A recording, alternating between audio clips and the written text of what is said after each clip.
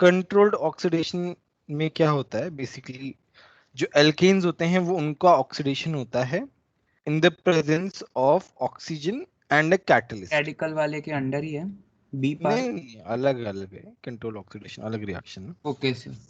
ना। तो इसमें क्या होता है, alkenes undergo oxidation in the presence of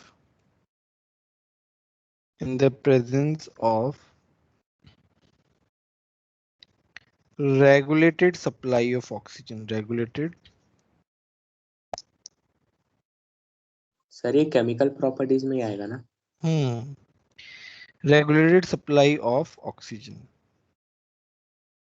alkanes क्या ऑक्सीडेशन में आते हैं, regulated supply of oxygen at high pressure and a suitable catalyst and a suitable catalyst। ठीक है, इसमें क्या होता है, अगर हम कंडीशंस चेंज करें तो हमारा प्रोडक्ट भी चेंज हो सकता है। ठीक है, तो इसमें मैं लिख रहा हूं आगे,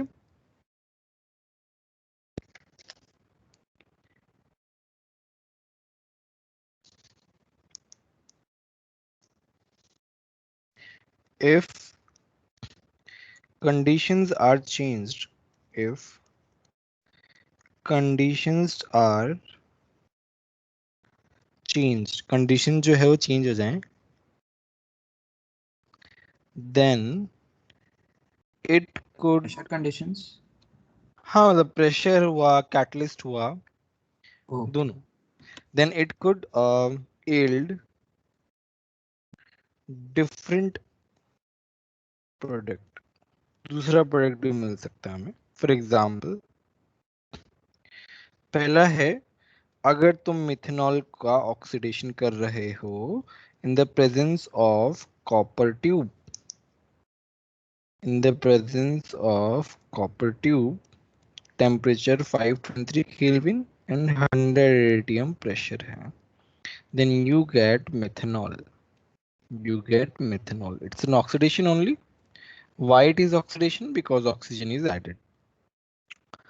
Now उसी मिथेनॉल में अगर तुम ऑक्सीजन ऐड कर रहे हो, मॉलिब्डेनम जो है वो तुम्हारा कैटलिस्ट है, यहाँ पे ऊपर कॉपर था, 543 केल्विन है एंड 100 atm प्रेशर है, in that case you will get HCH, formaldehyde।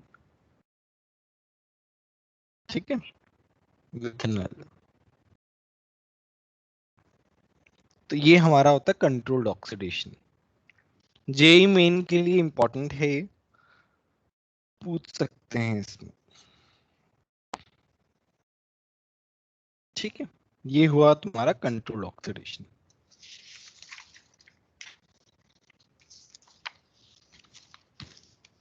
Next है तुम्हारा पायरोलिसिस।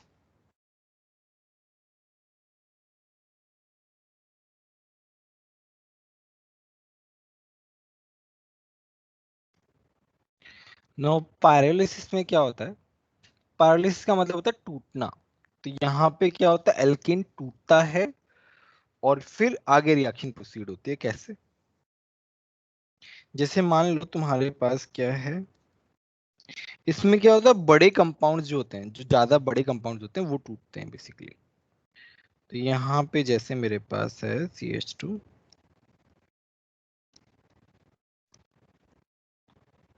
ये क्या हो गया मेरे पास, 3 और 3 6 N हेक्सेन हो गया, नॉर्मल हेक्सेन हो गया।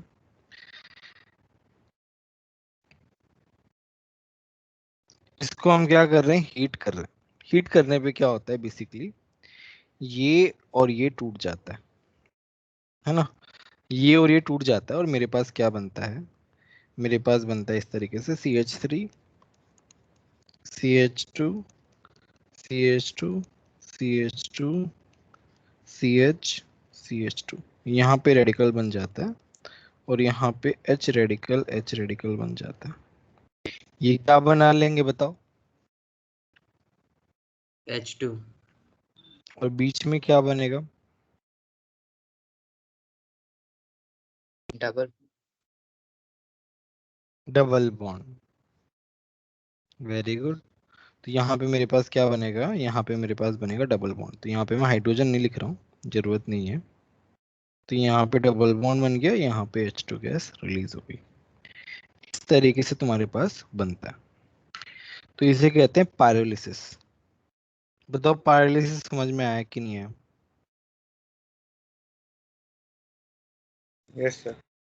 सर, बट डबल बॉन्ड ज्यादा स्टेबल नहीं होता ना? हाँ बट हीट कर रहे हैं ना। Okay sir.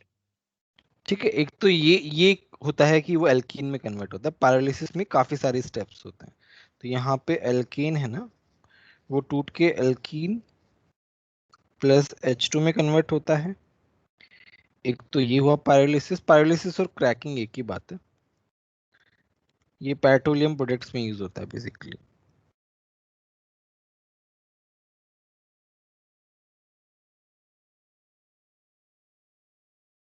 अब दूसरा इसमें है कि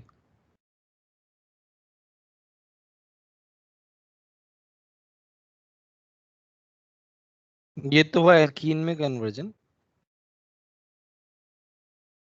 अब दूसरा है, जैसे मान लो तुम्हारे पास है C12H16 H26, तो इसको बोलते हैं डोडेकेन। 12 कार्बन है ना, इसलिए डोडेकेन। इसको जब हम हीट करते हैं किसके प्रेजेंस में? कैटलिस्ट की प्रेजेंस में इसे हम हीट कर रहे हैं। ठीक है, तो हमारे पास क्या होता है? 12 कार्बन टूट जा रहा है। देखो क्या किस में टूट रहा है? C7 7 कार्बन में प्लस 5 कार्बन में। यहाँ पे क्या बन गया मेरे पास? ये बन गया मेरे पास हेप्टेन। ये क्या बन गया? पेंटीन। CnH2 है ना, तो पेंटीन बन गया बेसिकली यहाँ पे।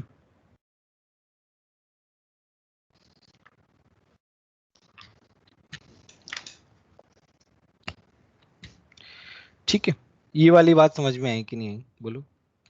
सर लास्ट वाले का ब्रेकिंग कैसे हो वो नहीं समझ आया। 12 कार्बन टूट गए 7 और 5 में। तो हमें बस ये रिएक्शन याद रखनी है। सर से 7 और 5 ही क्यों, मतलब 6 क्यों नहीं है सर? नहीं, मतलब 6 भी हो सकता है, 6 4 मतलब और क्या हो सकता है? 8 4 भी हो सकता है ना? ऐसा कुछ फिक्स नहीं है। बट हेप्टेन और पेंटीन जो है ना, उसका एल ज्यादा बनता है। मतलब ये थोड़ा सा डिपेंड करता है। अब मान लो हेप्टेन जो, अगर मान लो हम हीट करते जा रहे हैं तो हेप्टेन भी आगे टूट सकता है। ऐसा कुछ नहीं है।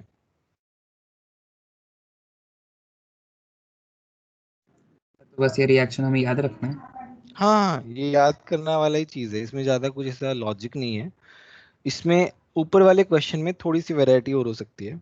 कैसे? मान लो ये ऐसे हो जमा हो रहा हो, है ना? यहाँ पे हाइड्रोजन है, तो मान लो हम इसे हीट कर रहे हैं, हो सकता है ये निकल जाए।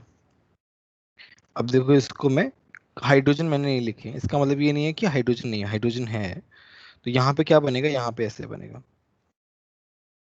पेंटीन बनेगा मेरे पास,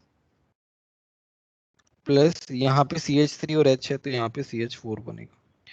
तो एक ये वाला कॉम्बिनेशन इज ऑल्सो पॉसिबल। ठीक है, इसे कहते हैं paralysis basically.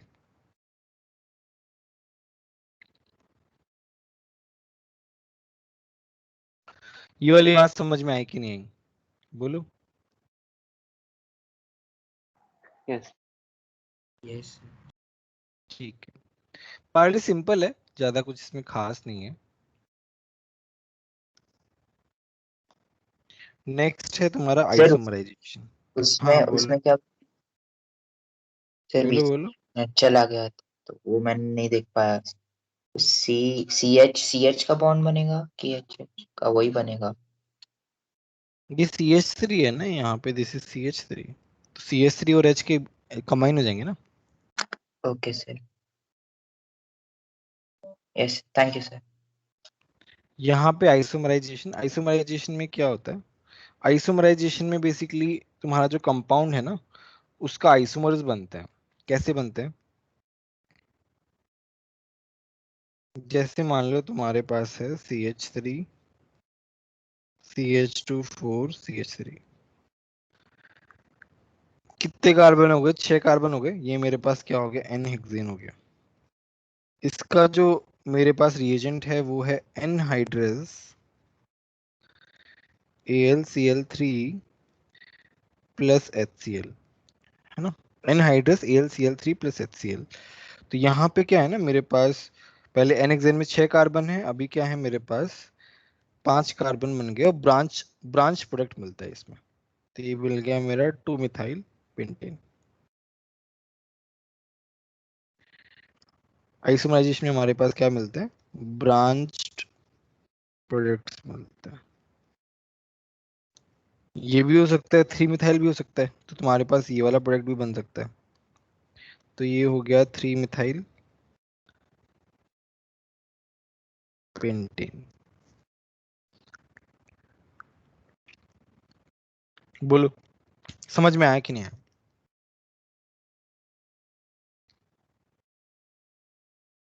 Yes sir. Yes sir. Simple है। नेक्स्ट है तुम्हारा aromatisation.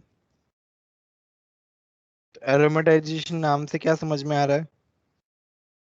Compound aromatic aromatic compound aromatic बनेगा। कंपाउंड बना। एरोमेटिक कंपाउंड बनेगा। तो यहाँ पे जैसे मेरे पास क्या है ना, मेरे पास 6 कार्बन है मेरे पास, मतलब ये एन हेक्सेन ही है, बस मैंने अलग तरीके से बनाया है। 1 2 3 4 5 6 एन हेक्सेन है। इसमें बस रिएजेंट्स जो है ना वो ध्यान में रखने हैं। तो तुम्हारा रिएजेंट है Cr2O3 और V2O5 यूज कर सकते हैं और मोलिब्डेनम यूज कर सकते हैं। 773 केल्विन और 10 to 20 atm प्रेशर। तो तुम्हारे पास ये क्या बन जाता है? तुम्हारे पास ये बेंजीन बन जाता है बेसिकली। अब इन रिएक्शन में ना बहुत ज्यादा कुछ लॉजिक ही नहीं है, बस इस रिएक्शन में रिएजेंट याद रखो, क्या से क्या बन रहा है वो याद रखना, बस लर्न करने वाली रिएक्शन है, तो ज्यादा कुछ इसमें है नहीं।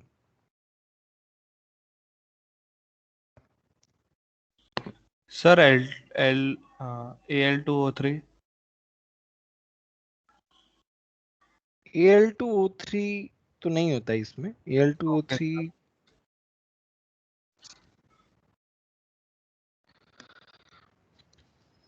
जनरली तुम्हारी ये वाली मेटल्स, मेटल ऑक्साइड कौन से हैं इनमें से? डी ब्लॉक वाले मेटल्स हैं बेसिकली। नेक्स्ट है reaction with steam.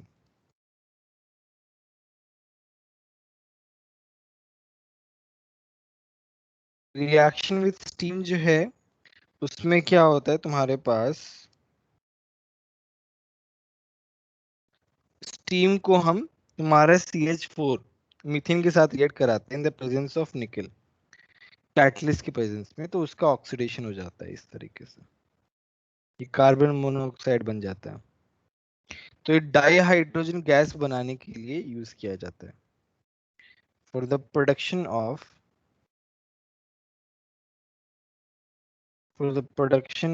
Di hydrogen gas.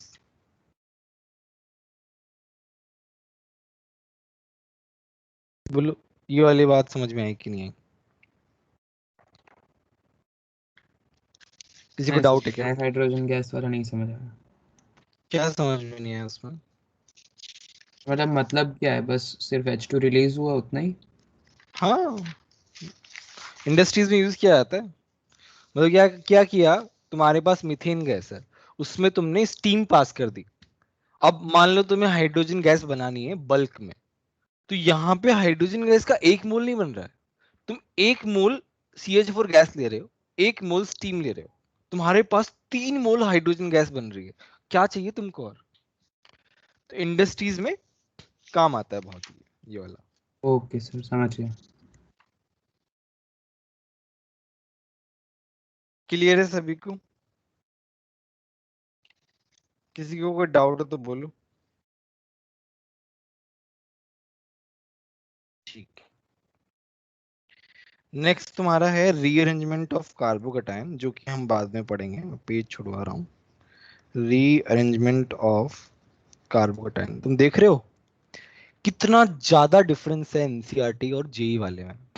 मुझे हर एक के बाद कुछ ना कुछ छोड़ना पड़ रहा है। बस टाइम कंस्ट्रेंट जो है ना, तुम्हारी एक तो एग्जाम आ गए यार, ये बड़ी दिक्कत है। कितनी सारी जगह छोड़नी पड़ रही है, कितना ज्यादा कुछ है जेई में कंपेयर टू एनसीईआरटी। इसके लिए भी 2 पेज छोड़ दो आराम से, 2 पेज तो लगेंगे लगेंगे इसमें, रीअरेंजमेंट ऑफ कार्बोकैटायन में। बोलो बोलो, सर थोड़ा स्क्रॉल अप कर सकते हो प्लीज? फटाफट लिख लो यार। हमारा टारगेट है कल तक हाइड्रोकार्बन एनसीईआरटी का खत्म कर दे। यस सर, हो गया। ठीक है, तो इसमें सर 2 पेज छोड़ देते हैं। सर हाँ बोलो। सर अगर इधर से इतनी ज्यादा हाइड्रोजन डाइहाइड्रोजन गैस मिल रही है तो फिर हम लोग ने वो बाय एक्शन ऑफ स्टीमोन को क्यों पढ़ा, वो हाइड्रोजन चैप्टर में? एक ही मेथड थोड़ी ना हम लोग यूज कर सकते हैं, मतलब एक ही मेथड थोड़ी ना है हर चीज के लिए। कुछ ना कुछ फ्लोज होंगे हर एक किसी मेथड के।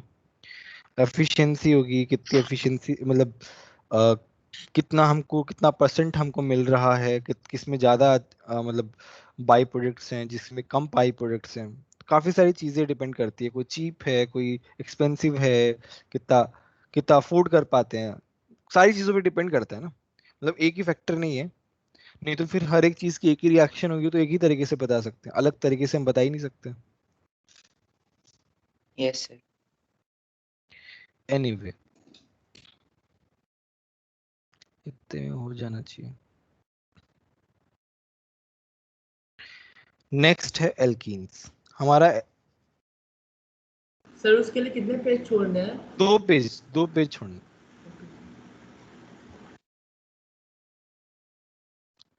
अब एल्कीन्स है, एल्कीन्स तुम्हें पता ही है क्या होता है, CnH2n।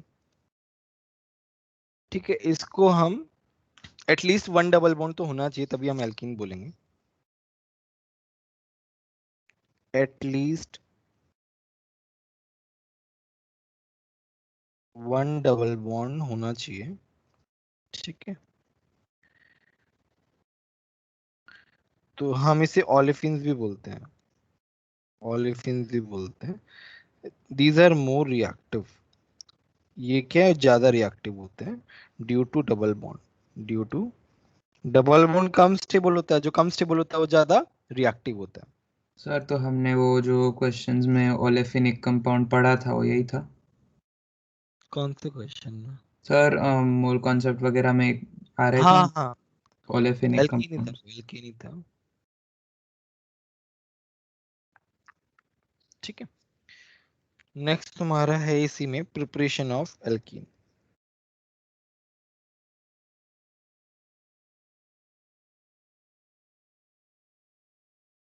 एल्कीन्स की प्रिपरेशन देखते हैं।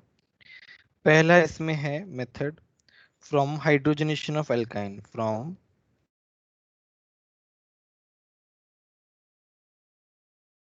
Hydrogenation of alkyne. हमने पहले क्या पढ़ा था कि एल्काइन का हाइड्रोजनेशन करते हैं तो क्या बनता है, एल्कीन बनता है। Yes, catalytic hydrogenation. Catalytic hydrogenation. But इसमें क्या है ना, तो एल्केन बनता है। अब मान लो वो एल्कीन जो है डायरेक्टली एल्केन में कन्वर्ट नहीं होता है, वो बीच में एल्कीन में जाता है और बाद में फिर वो किस में जाता है, एल्केन में जाता है। अगर हम उसे एल्कीन में रोक दें, अगर हम उसे एल्कीन में रोक दें तो हमारा काम हो जाएगा। बोलो।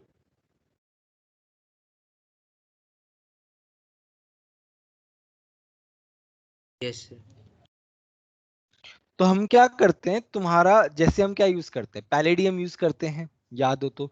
एल्काइन में अगर हम पैलेडियम, प्लैटिनम, निकेल यूज करें in the presence of dihydrogen gas, it gets converted into alkene first then alkene. So वो जो रेट होता है ना एल्कीन एल्काइन का एल्केन में कन्वर्ट करने का, वो फास्ट होता है। अगर हम उसे एल्कीन तक रोक दें, बेसिकली हम क्या कर रहे हैं, रिएक्शन की रेट को कम कर रहे हैं। ये वाली बात समझ में आई कि नहीं आई?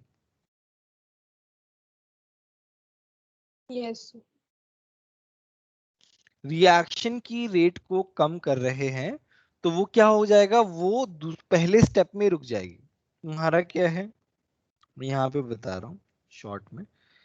तो इसमें हमने H2 गैस डाली, क्या बन गया, डबल बॉन्ड। ये रुकता नहीं है, आगे चलता जाता है क्योंकि ये ज्यादा स्टेबल प्रोडक्ट है।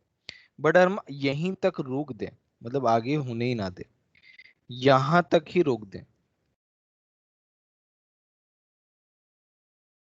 तो ये कब हो सकता है, ये कब हो सकता है, जब रेट ऑफ रिएक्शन कम हो जाए। ये कब हो सकता है, जब रेट ऑफ रिएक्शन कम हो जाए। तो हमें क्या करना पड़ता है इस रिएक्शन में, कम हाइड्रोजन, नहीं, कैटलिस्ट जो है उसको पॉइजन करना पड़ता है, so that the reactivity of catalyst can be reduced. So what is happening because of the catalyst, because of the activity of catalyst, your alkyne is getting converted into alkene fastly. But what we are doing, we are poisoning the catalyst to reduce the activity of catalyst so that alkyne can be converted into alkene. ये वाली बात समझ में आई कि नहीं? मैं तो लिखता हूँ पॉइजन अभी। वाला समझ नहीं आया। हाँ अभी आएगा, धीरे धीरे आएगा। यहाँ पे क्या है,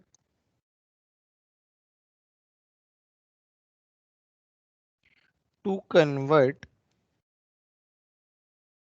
convert alkynes to alkene,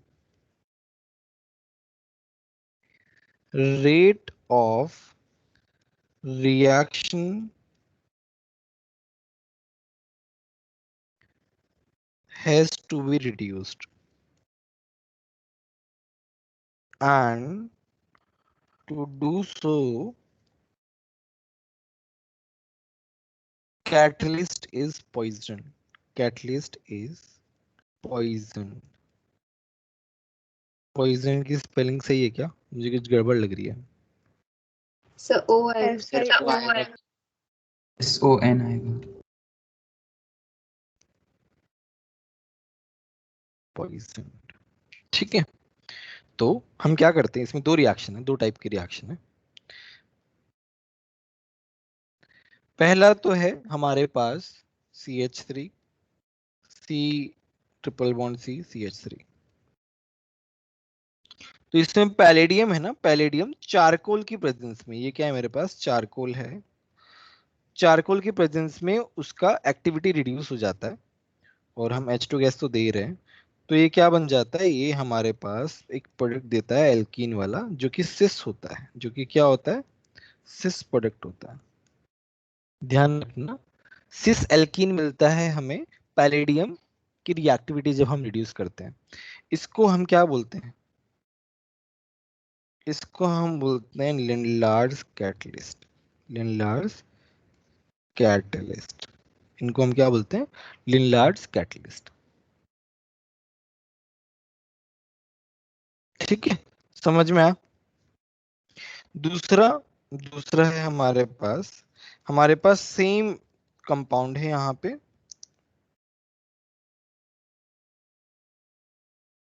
उसको हम क्या करते हैं, सोडियम प्लस लिक्विड NH3 से रिएक्ट करा रहे हैं, तो हमारे पास मिलता है ट्रांस प्रोडक्ट। हमारे पास क्या मिलता है, ट्रांस प्रोडक्ट मिलता है। सर वो दूसरा वाला ज्यादा बेटर होगा ना, क्योंकि वो तो स्टेबल ज्यादा होगा ना। हाँ ठीक है, ऐसा बोल सकते हो।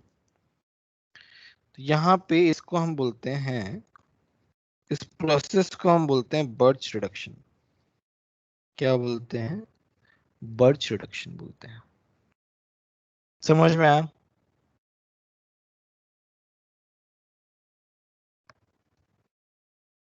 Yes sir. इसको बोलते हैं बर्च रिडक्शन बेसिकली। तो इन दोनों प्रोसेस से हम क्या कर सकते हैं, एल्कीन बना सकते हैं। लिनलार्स कैटलिस्ट से हम सिस बनाते हैं, और बर्च रिडक्शन से हम ट्रांस बनाते हैं। दोनों के दोनों बहुत इंपॉर्टेंट पार्ट है। ये वाला पार्ट जो है ना, it's very important part.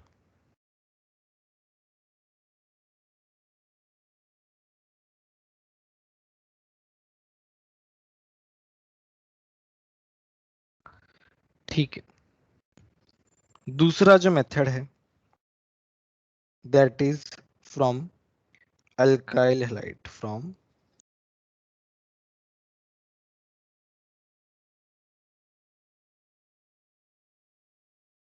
alkyl halide। Alkyl halide में क्या होता है, हम बीटा एलिमिनेशन करते हैं। देखो कैसे करते हैं। तो तुम्हारे पास क्या है, तुम्हारे पास इथाइल हैलाइड है, तुम्हारे पास क्या है, इथाइल हैलाइड है। तो हैलोजन जहां पे लगा है उस कार्बन को हम अल्फा बोलते हैं, और उसके बाजू वाले कार्बन को हम क्या बोलते हैं, बीटा बोलते हैं बेसिकली।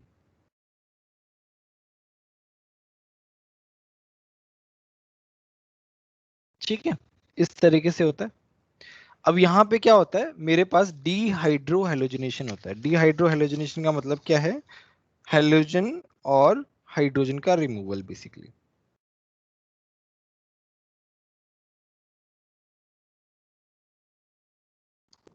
अभी वाला पॉइंट फिर से रिपीट करेंगे एक बार।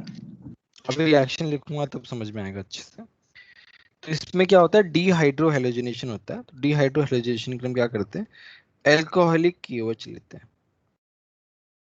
एल्कोहलिक क्यूएच की प्रेजेंस में क्या होता है, ये निकल जाता है। तो मेरे पास बनता है ये वाला प्रोडक्ट,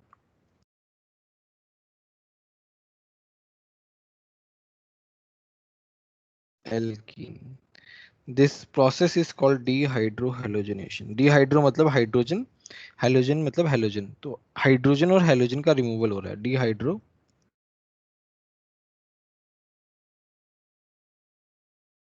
हैलोजनेशन। डीहाइड्रो हैलोजनेशन, ठीक है। इसमें तुम्हारा मैकेनिज्म क्या होता है, सर अगर दोनों साइड बीटा बीटा कार्बन हो तो मतलब तो कौन सा ज्यादा प्रोडक्ट होगा? बताता हूँ।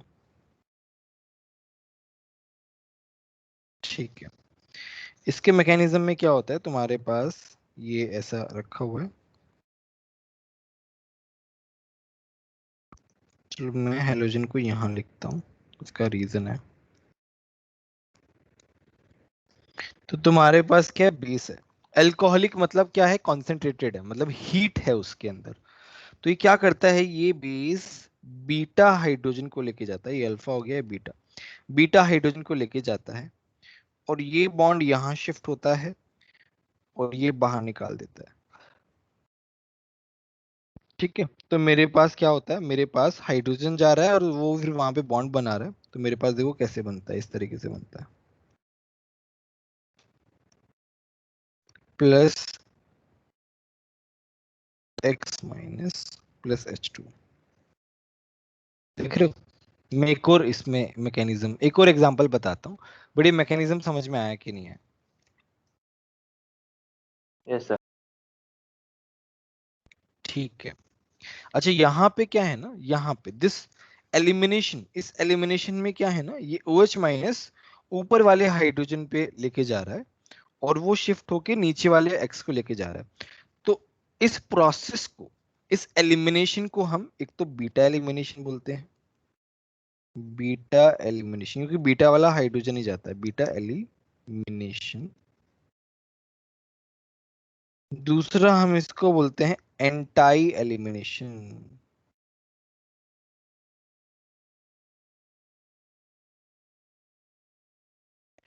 एंटाई एलिमिनेशन का मतलब क्या है, ये X जो है और ये H एंटी पोजीशन पे है। एंटी का मतलब क्या होता है, आमने सामने है। देखो आमने सामने लगे हुए, तो समझ में आया कि नहीं आया।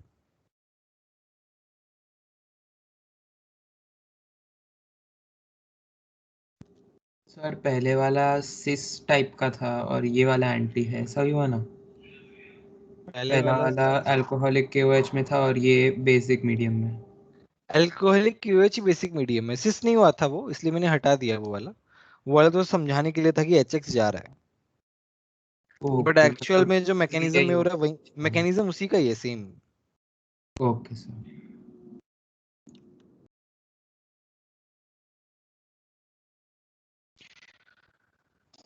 तो यहाँ पे क्या है ना, तुम्हारे पास जैसे आर आई है, मैं रेट ऑफ रिएक्शन की बात कर रहा हूँ। किसकी बात कर रहा हूँ? रेट ऑफ रिएक्शन की बात कर रहा हूँ। तो यहाँ पे आर आई है, आर बी आर है, आर सी एल है, आर एफ है। किसका एलिमिनेशन फास्टर होगा? फ्लोरीन का तो हम बात नहीं करेंगे अभी। किसका रेट सबसे फास्ट होगा, मतलब एलिमिनेशन के लिए, फॉर एलिमिनेशन? क्लोरीन का सर वो ज़्यादा जल्दी इलेक्ट्रॉन गेन कर सकता है इस वजह से।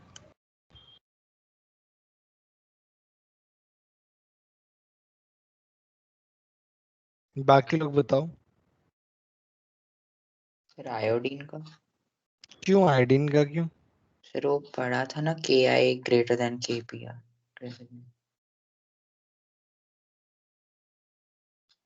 क्या क्या क्या? नहीं सर वो सॉल्युबिलिटी में था। नहीं सर। सर आई का साइज बड़ा है तो वो इलेक्ट्रॉन अकोमोडेट कर सकता है ज्यादा। तो इलेक्ट्रॉन अकोमोडेट करने से कनेक्शन क्या है इस चीज का? सर आई करेगा क्योंकि वो उसका बॉन्ड सबसे वीक होगा। वेरी गुड दर्पण। ये आई जो है उसका बॉन्ड, देखो आर का मतलब क्या है, तुम्हारा हेलोजन कार्बन से कनेक्टेड है, और अगर वो कार्बन से कनेक्टेड है तो उसका बॉन्ड बहुत वीक है, क्योंकि आयोडीन बहुत बड़ा है और कार्बन बहुत छोटा है। तो since the bond is weak, वो जल्दी टूटेगा। जल्दी टूटेगा तो रिएक्शन फास्ट होगा। तो इसका रीजन क्या है मेरे पास? Weak bond of carbon iodine, इस तरीके से। तो elimination would be faster in that case. ठीक है। दूसरा, मेरे पास 3 डिग्री हैलाइड जो है उसका फास्ट होगा रिएक्शन, 2nd डिग्री हैलाइड का उससे कम, 1 डिग्री हैलाइड का उससे कम। ठीक है। तो रेट ऑफ रिएक्शन जो है वो 2 तरीके से हम उसका ऑर्डर निकाल सकते हैं, हेलोजन के रेस्पेक्ट में और डिग्री ऑफ हैलाइड के रेस्पेक्ट में।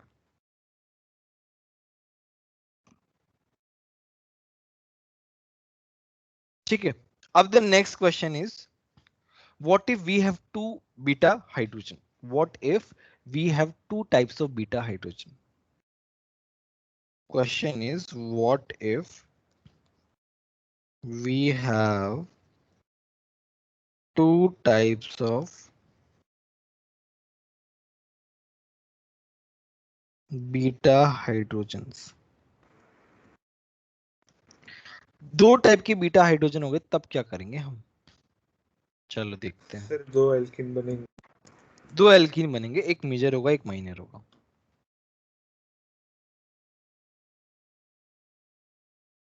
अब हम देखते हैं, हमारे पास है CH3, CH2, CHBr, CH3। तो एक बीटा ये वाला कार्बन है, एक बीटा ये वाला कार्बन है। ये वाला क्या है 1 डिग्री, ये वाला क्या है 2 डिग्री। तो हमारे पास 2 एल्कीन बनेंगे। एक एल्कीन तो कौन सा बनेगा? 1 डिग्री वाला हाइड्रोजन जाएगा, ये बनेगा, है ना। दूसरा 2 डिग्री वाला हेलोजन जाएगा, तो एक ये बनेगा। तो मुझे बताइए कौन सा एल्कीन ज्यादा स्टेबल है?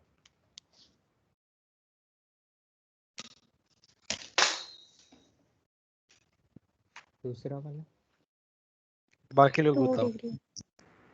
सर 2 डिग्री वाला जो नीचे ऊपर ही वाला। बताया हुआ है, जस्ट ऊपर ही इसके बारे में बताया हुआ है कि रेट किसका फास्ट होगा, जिसका रेट फास्ट होगा ज्यादा स्टेबल होगा ना। तो दूसरा रीजन क्या है बताओ? इसके अलावा कौन सा एल्कीन ज्यादा स्टेबल है, नीचे वाला या ऊपर वाला?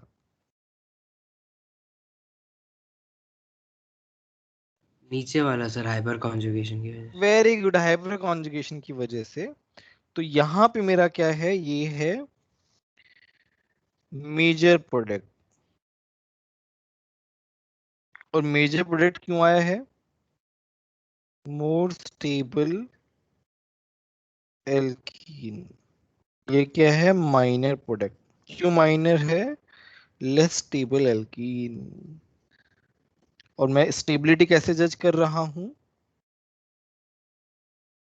हाइपर कॉन्जुगेशन से। यहां पे क्या होता है, एक रूल होता है जिसे हम बोलते हैं सेट-जेफ रूल। उस रूल के अकॉर्डिंग क्या है, मोर substituted alkene, more substituted alkene is more stable। ये सेट-जेफ रूल बोलता है इज मोर स्टेबल, कि एल्कीन जितना ज्यादा सब्स्टिट्यूटेड हो उतना ही ज्यादा तुम्हारा क्या होता है, वो स्टेबल होता है अकॉर्डिंग टू सेट-जेफ रूल। बताओ ये वाली बात समझ में आई कि नहीं? सब्स्टिट्यूटेड एज इन मतलब कैसे? इस एल्कीन में अगर तुम देखो तो बताओ इसमें सब्स्टिट्यूशन क्या है, एक तो इथाइल है और उस साइड क्या है, हाइड्रोजन है। इस एल्कीन के लिए मेरे पास क्या है, 2 मिथाइल सब्स्टिट्यूटेड है। सब्स्टिट्यूशन कहाँ ज्यादा है, नीचे वाले में। ओके समझ गया सर। उस तरीके से है ना।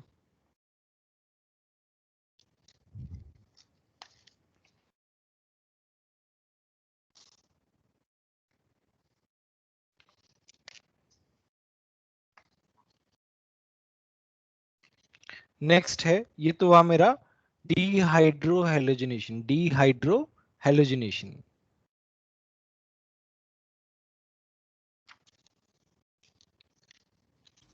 सर एक और बार बताइए ना, एक साइड ऊपर वाले में राइट साइड हाइड्रोजन और उस साइड इथाइल है, और इधर सेकंड वाले में कैसे दिखा आपने? एक तरफ CH3 एक तरफ CH3 है। ओके सर, ओके सर, हाँ ओके। ठीक है, नेक्स्ट है डीहाइड्रेशन। नेक्स्ट है dehydration of alcohols। dehydration of alcohols। Sir वो मोर सब्स्टिट्यूटेड समझ नहीं आया। अभी तो समझाया तीसरी बार। मोर सब्स्टिट्यूट का मतलब क्या समझते हो तुम, ये बताओ। सब्स्टिट्यूशन का मतलब क्या है? सर ज्यादा सब्स्टिट्यूशन ग्रुप को। हाँ सर समझ। ज्यादा सब्स्टिट्यूशन ना, तो यहाँ पे नहीं, दूसरे वाले एल्कीन में ज्यादा सब्स्टिट्यूशन है। देखो ना, 2 CH3 लगे हुए हैं, 2 सब्स्टिट्यूशन। हाइड्रोजन को सब्स्टिट्यूशन थोड़ी बोलोगे, हाइड्रोजन तो क्या है, कुछ भी नहीं है, उसको थोड़ी सब्स्टिट्यूशन बोलेंगे। तो वहां पे एक ही सब्स्टिट्यूशन है ऊपर।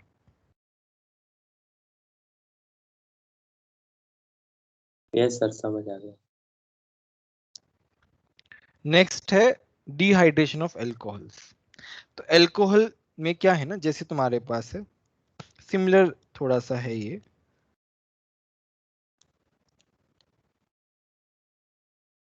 क्या है, इथाइल एल्कोहल। इथाइल एल्कोहल में क्या है, इसको हम कॉन्सेंट्रेटेड H2SO4 के साथ रिएक्ट कराते हैं, हीट करते हैं, तो यहाँ पे क्या होता है, ये निकल जाता है बेसिकली। डिहाइड्रेशन का मतलब पानी का निकलना। तो यहाँ पे क्या होता है, CH2 double bond CH2 plus water का रिमूवल होता है। डिहाइड्रेशन का मतलब क्या है, पानी का रिमूवल। यहाँ पे क्या बन गया मेरे पास, इथीन बन गया। अब यहाँ पे क्या है, मेरे पास है CH3 CH2 CHOH CH3 concentrated H2SO4। बताओ क्या क्या प्रोडक्ट बनेंगे। एक तो मेरे पास ये वाला प्रोडक्ट बनेगा, है ना, इस वाली, क्योंकि यहाँ पे क्या है ना, यहाँ पे भी सेम है। ये अल्फा कार्बन है, ये बीटा है, तो बीटा हाइड्रोजन 2 है मेरे पास। ये बीटा है, ये भी बीटा है, ये 2 डिग्री है, ये 1 डिग्री है। तो यहाँ पे इस तरीके से बनता है। बताओ कौन सा मेजर होगा, ऊपर वाला नीचे वाला, बोलो। ऊपर वाला सर, ऊपर वाला। ऊपर वाला मेजर होगा, नीचे वाला क्या होगा, माइनर प्रोडक्ट होगा। इस प्रोडक्ट को हम सेटजेफ प्रोडक्ट भी बोलते हैं। जो मेजर होता है एल्कीन में उसे हम क्या बोलते हैं, सेटजेफ। अगर वो सेटजेफ मैकेनिज्म से आया, सेटजेफ वाले रूल से आया, तो सेटजेफ प्रोडक्ट ऐसे भी बोलेंगे। बोलो समझ में आया कि नहीं आया? Yes sir. बोलो किसी को डाउट है क्या?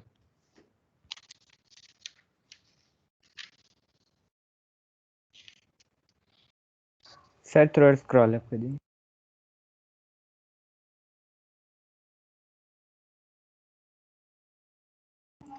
Done sir.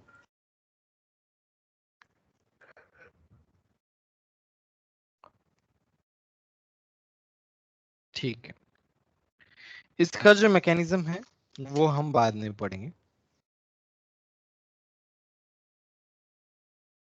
इसका जो मैकेनिज्म है वो हम बाद में पढ़ेंगे। इसके लिए हाफ पेज छोड़ दो मैकेनिज्म के लिए।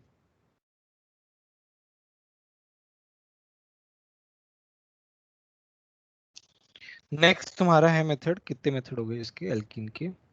डिहाइड्रेशन ऑफ अल्कोहल हो गया, अल्काइल हैलाइड हो गया, ठीक है। नेक्स्ट है तुम्हारा फ्रॉम विसिनल डाइहैलाइड।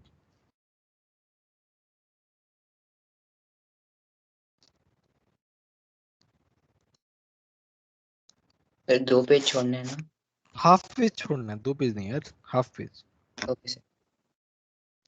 विसिनल डाइहैलाइड जो है, विसिनल डाइहैलाइड में क्या है? विसिनल का मतलब क्या होता है? तुम्हारे पास CH2CH2X, तो दोनों एडजेसेंट कार्बन पे हेलोजन। विसिनल का मतलब होता है सब्स्टिट्यूशन ऑन एडजेसेंट कार्बन। तो हमारे पास क्या बनता है? ये इन the presence of zinc CH2 double bond CH2 बनता है, यहाँ पे जरा नेक्स्ट। इसका मैकेनिज्म कैसे होता है? पूरा मैकेनिज्म नहीं बता रहा मैं, जितना काम का है उतना बता रहा हूँ। यहाँ पे क्या होता है? रेडिकल बनता है, ठीक है। और वो रेडिकल आपस में जुड़ के क्या बना लेता है? बॉन्ड बना लेता है। रेडिकल फॉर्मेशन होता है, ये पता होना चाहिए कि जिंक की प्रेजेंस में रेडिकल फॉर्मेशन होता है। बोलो समझ में आया कि नहीं आया? Yes sir. किसी को कोई डाउट है तो बताओ अभी तक।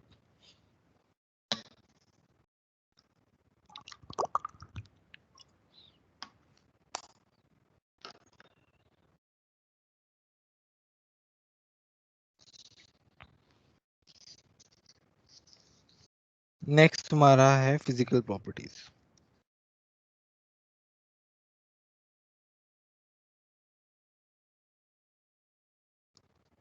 नेक्स्ट क्या है? Physical properties. फिजिकल प्रॉपर्टीज में क्या है?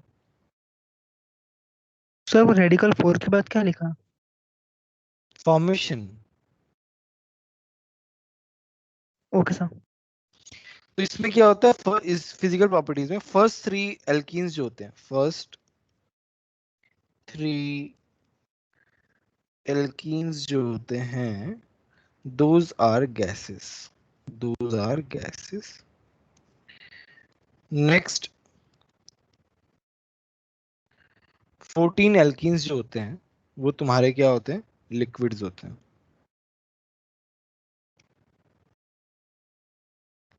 नेक्स्ट 14 एल्कीन्स जो होते हैं are liquids, rest are solids, ठीक है।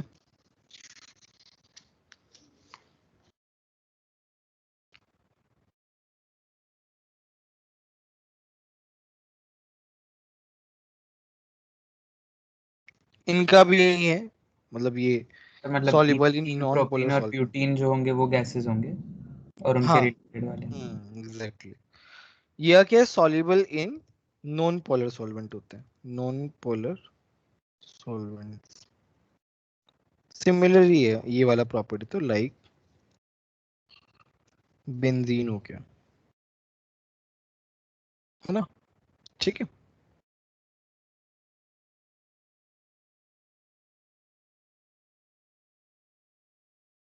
नेक्स्ट आता है तुम्हारा केमिकल प्रॉपर्टी।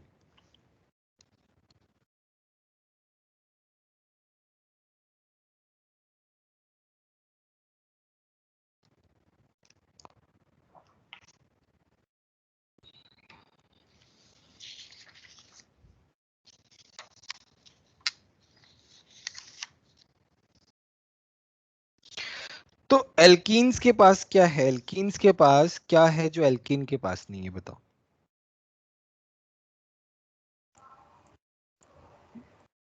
पाई bond. Pi double bond. Bond. Double bond है बेसिकली उसके पास। तो उससे क्या होगा? उसके पास इलेक्ट्रॉन डेंसिटी है ज्यादा, किससे? एल्केन के कंपैरिजन में। तो यहां पे मैं लिख रहा हूं, since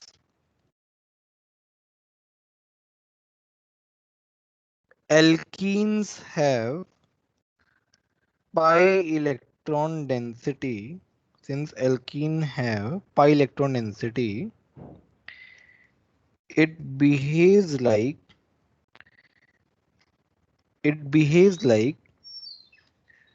nucleophile. It behaves like nucleophile and gives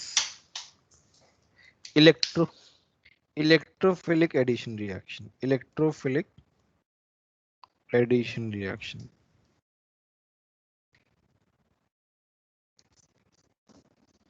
तो न्यूक्लियोफाइल है तो वो क्या करेगा? इलेक्ट्रोफाइल से जुड़ के बेसिकली एडिशन रिएक्शन दे देगा। न्यूक्लियोफाइल के पास इलेक्ट्रॉन ज्यादा है, इलेक्ट्रोफाइल के पास इलेक्ट्रॉन कम है। अब ऐसे रिएक्शन देखेंगे हम।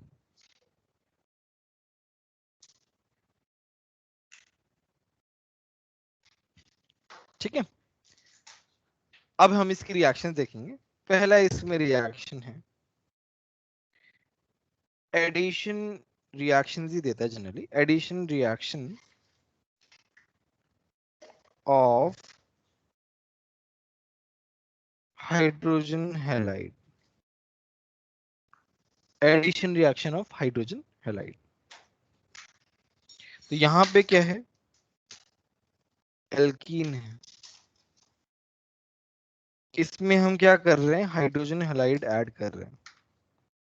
तो वो क्या है ना, वो हाइड्रोजन ऐड हो रहा है और हेलोजन ऐड हो रहा है। अब इसका उल्टा वाला रिएक्शन ऊपर देखा था, याद हो तो, अल्कोहलिक केवेज के साथ। अल्कोहलिक केवेज के साथ वो बीटा एलिमिनेशन दे रहा था। यहाँ पे उल्टा हो रहा है। हाइड्रोजन हैलाइड जब हम एल्कीन में ऐड कर रहे हैं तो वो क्या दे रहा है? वो एडिशन रिएक्शन दे रहा है।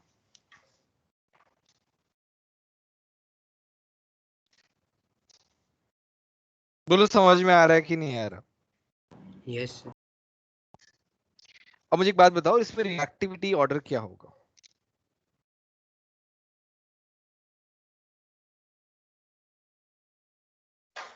Reactivity order HI HBr HCl। का सबसे ज्यादा होगा। क्लोरीन। क्यों HI का सबसे ज्यादा क्यों होगा? साइज डिफरेंस, वो आराम से टूट जाएगा। आराम से टूट जाएगा। वेरी गुड, वेरी गुड, है ना, साइज डिफरेंस की वजह से। सर हाँ हाँ बोलो। तो लेकिन आराम से टूटने के बाद वो जुड़ना भी चाहिए ना आराम से, तो वो Cl ज्यादा अच्छे से नहीं करेगा।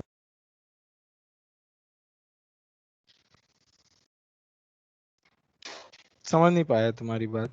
तो मतलब HX से जब वो छूटेगा, मतलब वो टूटेगा बॉन्ड H और I का, तो सर उसके बाद उसको कार्बन से बॉन्ड भी तो बनाना है I को। कार्बन से तो हाँ। इजीली, थोड़ा कंपैरेटिवली तो इजीली लग जाएगा ना, हाइड्रोजन से नहीं हो पाए तो भी। लेकिन नहीं क्लोरीन नहीं ज्यादा रिएक्ट हो तो वो कार्बन से इजीली ज्यादा बॉन्ड नहीं बना देगा। नहीं नहीं नहीं, इसका मैकेनिज्म से तुमको समझ में आएगा। मैकेनिज्म में देखो क्या हो रहा है। चलो मैकेनिज्म बताता हूँ इसमें।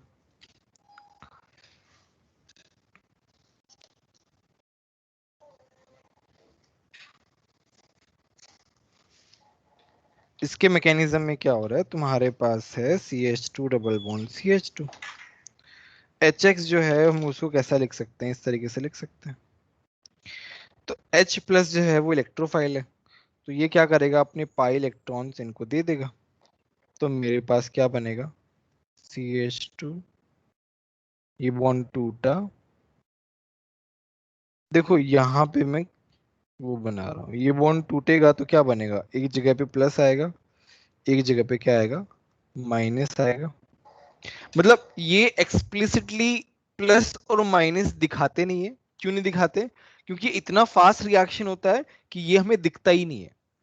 हम इसे अज्यूम कर रहे हैं कि ये इस तरीके से, अज्यूम क्या मतलब, ऐसा होता है बट वो फ्रैक्शन ऑफ सेकंड के लिए होता है, वो पता ही नहीं चलता कि वो हो रहा है।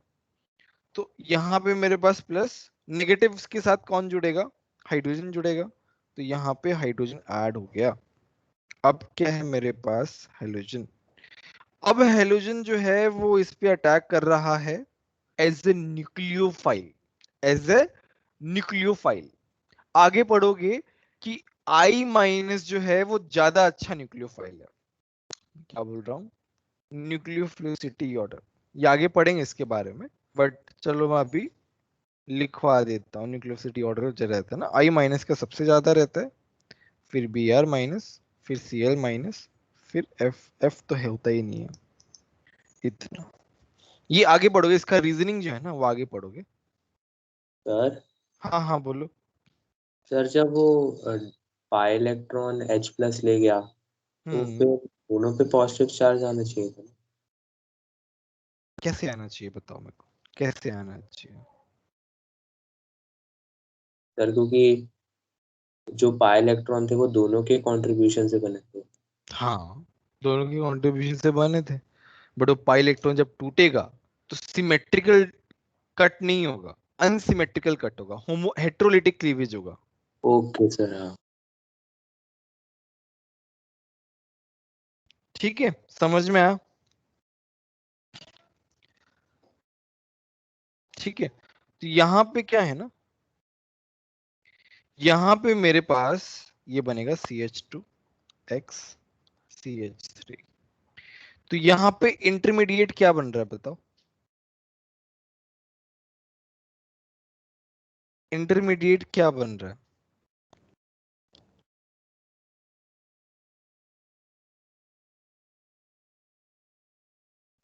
CH2 plus CH2 minus। Carbocation बन रहा है। क्या बन रहा है, कार्बोकटायन इज इंटरमीडिएट। हमने इंटरमीडिएट्स पढ़े हैं ना, कार्बोकटायन, कार्बन रेडिकल और कार्बन अनायन। तो यहाँ पे कार्बोकटायन इंटरमीडिएट है। तो यहाँ पे रेट ऑफ रिएक्शन जो है, यहाँ पे रेट ऑफ रिएक्शन जो है वो प्रोपोर्शनल है किसके, स्टेबिलिटी ऑफ कार्बोकटायन। ये वाली बात समझ में आई कि नहीं आई, ये बताओ पहले तो। Yes sir. तो बताओ ऐसा क्यों लिखा है मैंने, ऐसा क्यों है, rate of reaction directly proportional क्यों है? वो जितना स्टेबल बनेगा उतना ही ज्यादा उसको और बनाने की कोशिश करेगा। Sir very good. तभी जितना तभी ज्यादा स्टेबल कार्बोकटायन बनेगा, रिएक्शन उतना ही फास्ट जाएगा ना, उधर ही जाएगा बार बार। सर फॉरवर्ड जाता जाएगा। वेरी गुड, उस फॉरवर्ड जाता जाएगा बेसिकली। तो वो क्या जाता जाएगा, वो फॉरवर्ड जाता जाएगा बेसिकली। बताओ बाकी लोगों को समझ में आ रहा है कि नहीं आ रहा, किसी को कोई डाउट है क्या?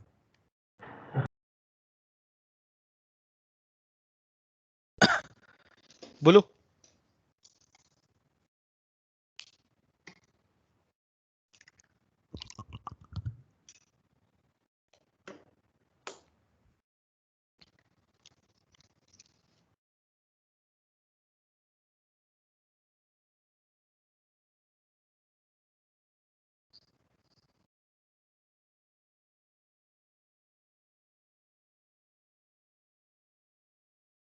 ठीक है, ये रिएक्टिविटी ऑर्डर हो गया, स्टेबिलिटी ऑफ कार्बोकटायन। अब मैं एक क्वेश्चन करा रहा हूं। तो मेरे पास क्या है, मेरे पास ये एल्कीन है और मैं ऐड कर रहा हूं HI। प्रोडक्ट क्या बनेगा बताओ?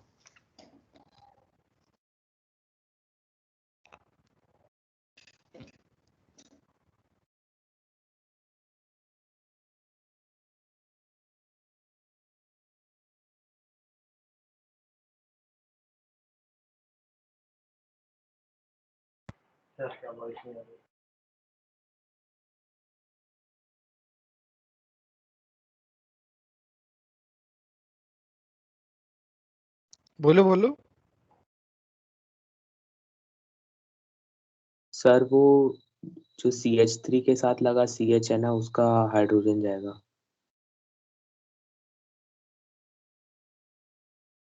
नहीं सर, जो लास्ट वाला CH2 जिसमें डबल बॉन्ड लगा हुआ है उससे जाएगा सर हाइड्रोजन।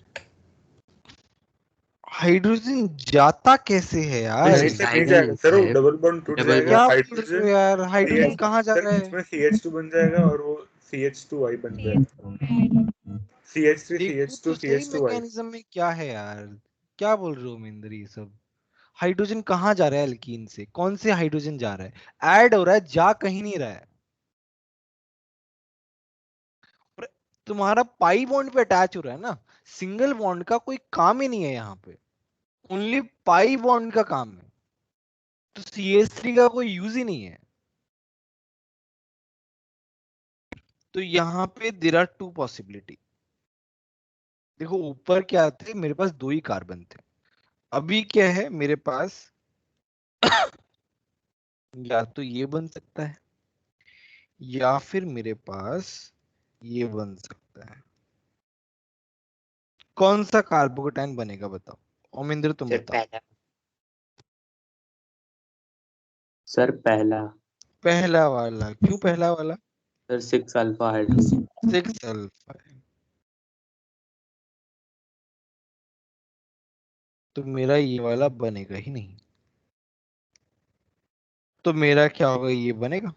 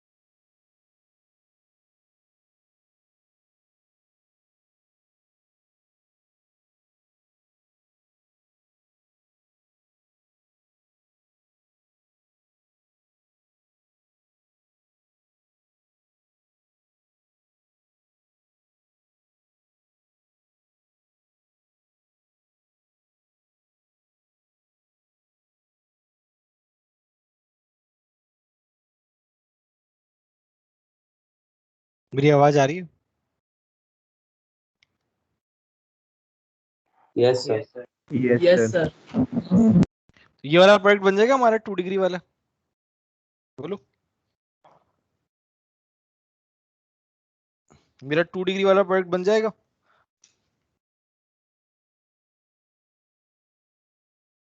बोलो समझ में आया कि नहीं आया ये वाला पार्ट? बोलो बोलो, जल्दी बोलो यार। Yes sir. नेक्स्ट है तुम्हारा Markovnikov's rule.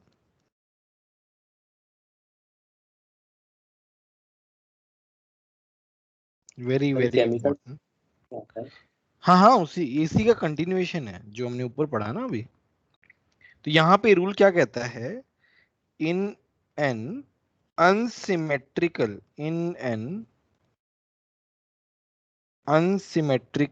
Alkene anion of reagent is attached to that carbon. Anion of reagent is attached to that carbon where hydrogen are less, जहां पे हाइड्रोजन कम। अनायन कहाँ अटैच हो रहा है?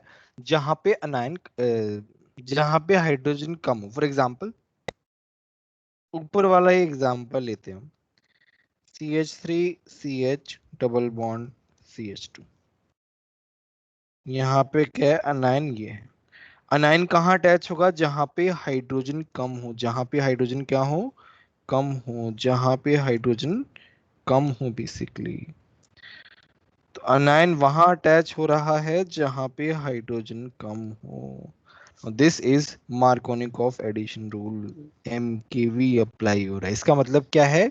ऊपर वाला जो मैकेनिज्म है वहां पे MKV एडिशन हो रहा है।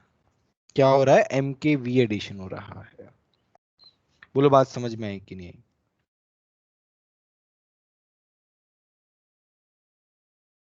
बोलो बोलो जल्दी बोलो। मार्कोनिकॉफ रूल समझ में आया कि नहीं आया? हाँ सर। अभी यहाँ पे क्वेश्चन है yes sir. Based on rearrangement, ये हम करेंगे बाद में। इसके लिए हम 4-5 लाइन छोड़ देते हैं, 5-6 लाइन छोड़ देते हैं।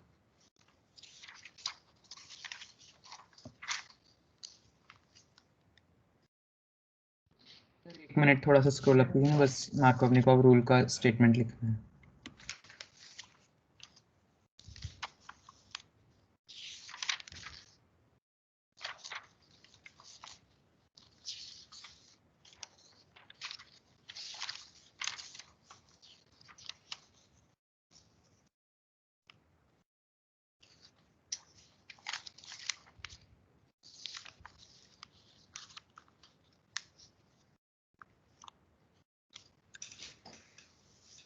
ठीक है, नेक्स्ट हमारा आता है, 4-5 लाइनें छोड़ देते हैं। उसके बाद आता है anti Markovnikov rule. Anti Markovnikov rule, जिसे हम बोलते हैं खैराश इफेक्ट। क्या बोलते हैं? खैराश इफेक्ट। ठीक है, तो एंटी मार्कोनिकॉफ रूल जो है वो जस्ट उल्टा होता है। मार्कोनिकॉफ जो है ना उससे उल्टा होता है। तो इसमें क्या होता है? anion is added where hydrogens are more, where hydrogens are more। तो ये it takes place in the presence of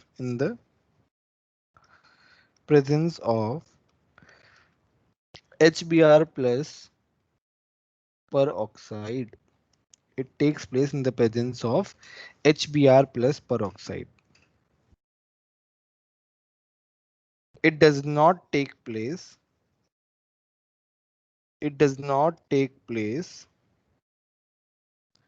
in the presence of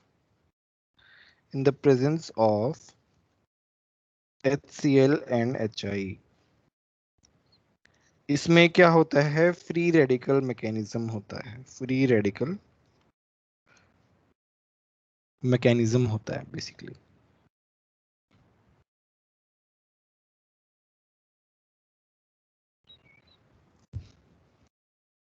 अब देखो इसमें हो क्या रहा है। अब देखो इसमें क्या हो रहा है। तुम्हारे पास है ये वाला एल्कीन जो ऊपर हमने एग्जांपल में लिया था। अभी हम क्या कर रहे हैं? इसमें HBr ऐड कर रहे हैं और पर ऑक्साइड ऐड कर रहे हैं। पर ऑक्साइड में क्या क्या हो सकता है?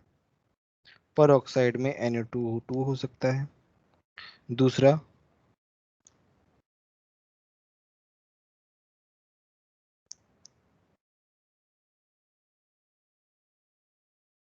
C6H5 C double bond O O C double bond O, ये भी पर ऑक्साइड है C6H5। तो ये दोनों पर ऑक्साइड इसमें पॉसिबल है। ठीक है, तो यहाँ पे सब नहीं आएंगे। सॉरी, बीच में एक ऑक्सीजन और आएगा।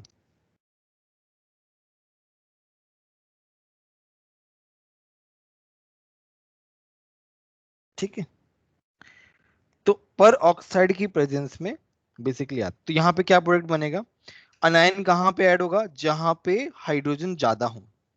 तो हाइड्रोजन ज्यादा कहाँ है, कॉर्नर में, तो इसका प्रोडक्ट ये बनेगा। ये क्या है, मेजर प्रोडक्ट होगा यहाँ पे। दूसरा वाला जो है ना, ये वाला, ये क्या होगा, माइनर प्रोडक्ट होगा। बोलो ये वाली बात समझ में आई कि नहीं आई, ये बताओ।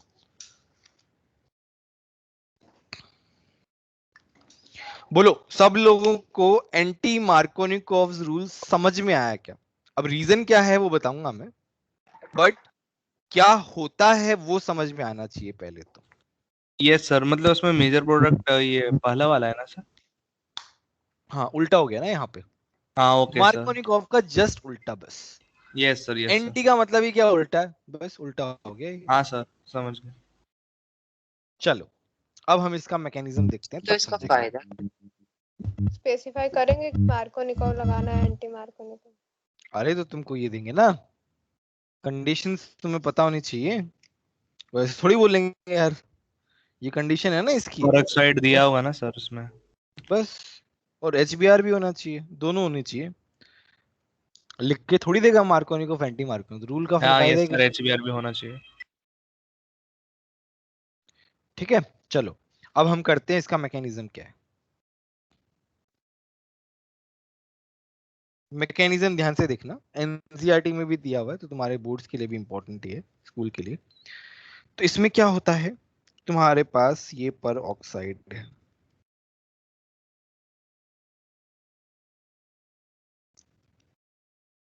है ना, तो ये पर ऑक्साइड जो है ना वो होमोलिटिकली टूट जाता है, होमोलिटिक क्लीवेज। तो टूट गया ये, तो यहाँ पे क्या बनता है, C6H5 टू टाइम्स, क्योंकि सिमेट्रिकल है, यहाँ पे रेडिकल आता है। होमोलिटिक क्लीव होता है, हीट है, मतलब बेसिकली हीट की वजह से। वैसे भी ऑक्सीजन ऑक्सीजन जो है पास पास में है, तो उनका उनके बीच में क्या होता है, रिपल्शन होता है उनके बीच में। रिपल्शन होता है तो वो होमोलिटिकली टूट जाते हैं, और वहां पे मेरे पास रेडिकल बन जाता है।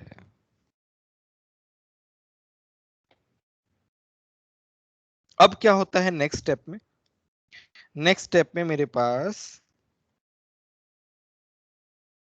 ये बना, यहां पे क्या होता है, देखो यहाँ पे ये यहाँ पे जाता है, क्या होगा, CO2 रिलीज होगा, ऐसा मैकेनिज्म देखा था हमने लास्ट क्लास में। CO2 रिलीज हो जाता है और यहाँ पे C6H5 पे रेडिकल बन जाता है। देखो जब भी इस तरीके का कुछ आएगा ना, तो CO2 निकल लेगा वहां से तुरंत। CO2 क्या करेगा, निकल लेगा, क्योंकि वो अच्छा लिविंग ग्रुप है, बेसिकली वो निकल जाएगा, तो CO2 कैसे बन जाएगा जो कि ज्यादा स्टेबल है। ये वाली बात समझ में आई कि नहीं आई, बोलो।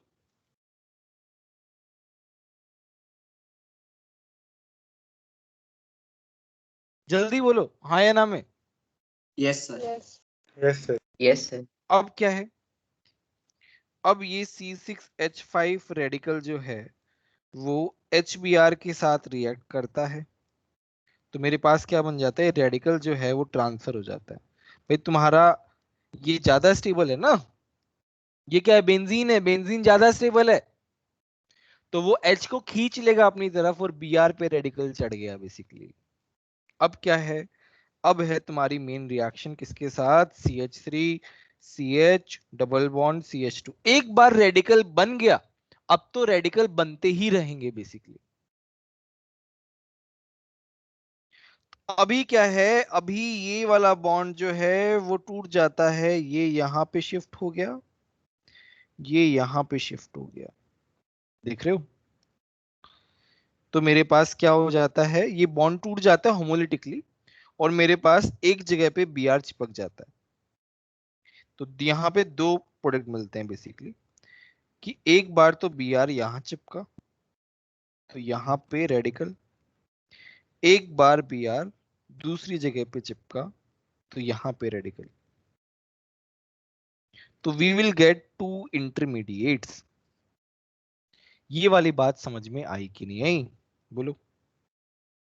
Yes so we have two possibilities here, either Br जो है वो यहां पे अटैच हो, यहां पे अटैच हो, यहां पे अटैच हो। Two possibilities are there.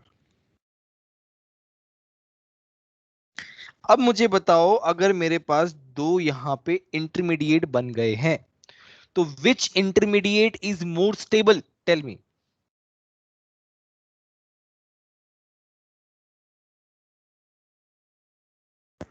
Sir second वाला, सेकंड नीचे वाला वाला। Sir. So we have two intermediates, यहाँ पे मैं क्या बोल रहा हूँ, सेकंड वाला मोर स्टेबल है। क्यों मोर स्टेबल है ये वाला? अल्फा है। Hyperconjugation. Alpha H. Hyperconjugation. ये क्या है? लेस स्टेबल है। तो we will go with this, we will go with this. Now ये क्या करेगा, ये ले लेगा एक हाइड्रोजन। हाइड्रोजन की तो तलाश है इसको, हाइड्रोजन ही तो ढूंढ रहा है ये तब से। तो मेरे पास क्या बन जाएगा, मेरे पास बन जाएगा इस तरीके से। बोलो समझ में आया कि नहीं आया? ये कौन सा प्रोडक्ट हो गया? एंटी मार्कोनिकॉफ एडिशन हो गया। बोलो समझ में आया कैसे हो रहा है? मैं फिर से एक बार समराइज कर रहा हूं, ध्यान से समझना सब लोग। तो तुम्हारे पास क्या था, तुम्हारे पास एक अनसिमेट्रिकल एल्कीन था, तुमने उसको HBr पर ऑक्साइड के साथ रिएक्ट कराया। पर ऑक्साइड की क्या खास बात होती है, वो रेडिकल बनाता है। वो क्या बनाता है? रेडिकल बनाता है। और तुम्हारे पास रेडिकल फॉर्म होता है और वो रेडिकल ट्रांसफर होकर किस पे आ जाता है? Br पे आ जाता है। अब Br पे रेडिकल आने के बाद देयर आर टू पॉसिबिलिटीज कि एल्कीन वाला जो पाई बॉन्ड है वो टूट के और Br के साथ जुड़ के दो प्रोडक्ट बनाता है। एक तो ये वाला जब CH2 रेडिकल 1 डिग्री पे हो और एक CH रेडिकल 2 डिग्री पे हो।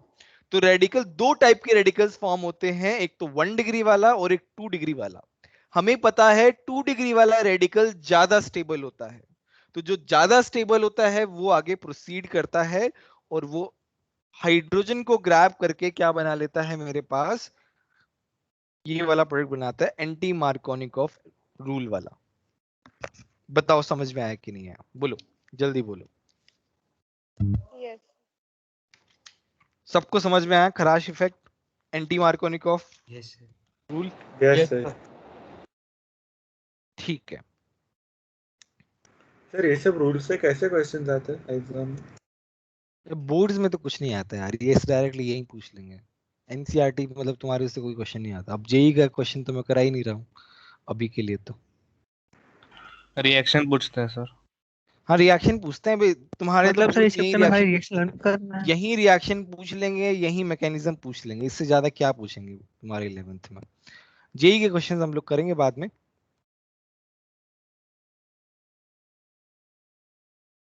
ठीक है।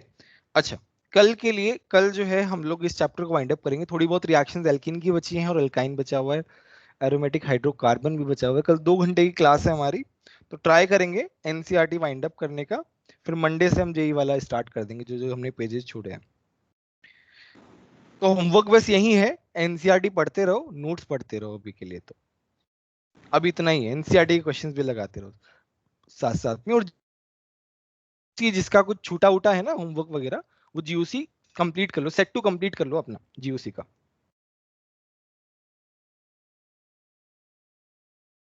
सर हाँ बोलो बोलो। सर तो ये चैप्टर में बस ये सब